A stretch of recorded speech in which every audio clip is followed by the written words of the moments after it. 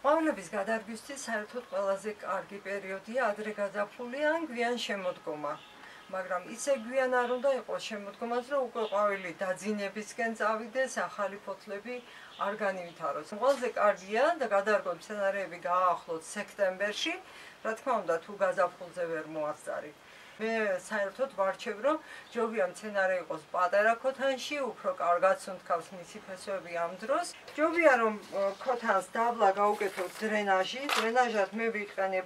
შეიძლება იყოს აი პემზის ნატეხები ამ სუბუქი ან ნახშირის ნატეხები და ზევიდან ვაყრებ მიწას, რომელსაც უნივერსალურ მიწას უწოდებ იმ შემთხვევაში, როდესაც თანაბარი რაოდენობით არის ჩვეულებრივი ბელტის მიწა, ნაკელი გადამწვარი 3-4 წლისა, ქვიშა ნახევარი წილი და გამავხიერებლად შეიძლება კიდევ დავუმატოთ პერლიტი. ანუ ასე იგი და დღის მიწა. ამის შემდეგ დაფესვიანებულ მცენარეს, რომელიც წყალშია დაფესვიანებული, ეს წყალშია დაფესვიანებული, ჩავდგა და ვაყრე მიწას. წყალში ვაფესვიანებ შემდეგნაირად. მოვჭრილ მცენარეს გააჩნია ზოგ მცენარე ცოტა ხანს უნდა შეშრობა. ზოგი კიდე პირდაპირ წყალში უნდა ჩადო. ძალიან ხშირად იყიან ხოლმე შეფრერა გამიფუჭდაო, ან კიდე კროტონი გამიფუჭდა, ვერ ვაფესვიანებო. საქმე იმაშია, რომ რამდენჯერმე გამოუცვალე წყალი, ვინაიდან ეთერზეთებს შეიცავს თვითონ წვენი, რომელიც გამოდის მცენარის მოჭრილი ტოტიდან და ის უშლის მერე ხელს ფესვების გამოტანას. როგორ გადავდგა მაგალითად ამ ეონიუმს. ისევ რა თქმა უნდა ჩაუყრით დრენაჟს.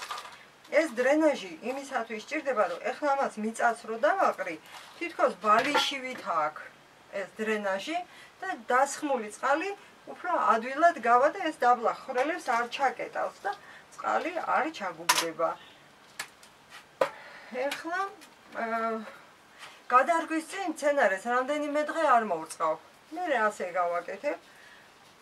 ანუ მოშორდება კედლის კედელი, ქოთნის კედელი მოშორდება მცენარის ფესვებს და ესე ნელა-ნელა ამოვიღებ. აი ასე. ფაქტიურად ეხლა ეს მცენარე გადარგვას ვერ იგებს. ასეთნაირად თუ გააკეთებ, წლის ნებისმიერ დროს შეიძლება მცენარე გადაირგას. მოვწყავ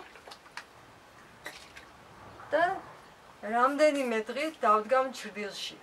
საერთოდ ერთი რჩევა მინდა კიდე გითხრათ, რომ როცა შეაწყობთ, რომ მცენარე მოწყენილია, ან ჩამოყარა ფოთლები და რაღაც ისე ვერ არის, რომ არ მოგწონთ, ამ შემთხვევაში გადაიტანეთ სიგნელეში, იმიტომ რომ ამ დროს მცენარეს სიგნელეში რო გადაიტანთ, ფოტოსინთეზი აქტიურად არ იქნება და ამ დროს მცენარე ისვენებს, სამაგიეროდ ფესვები უფრო გაძლიერდება რამდენიმე დღე ასე და თანაც ტენიან ადგილას და ის აუცილებლად გამოცოცხლდება. თუ წყალი აგზენ მეტი არ მორწყავთ, პირიქით თუ წყალი დააკლდა, მორწყავთ და ისე გააკეთებთ ამას.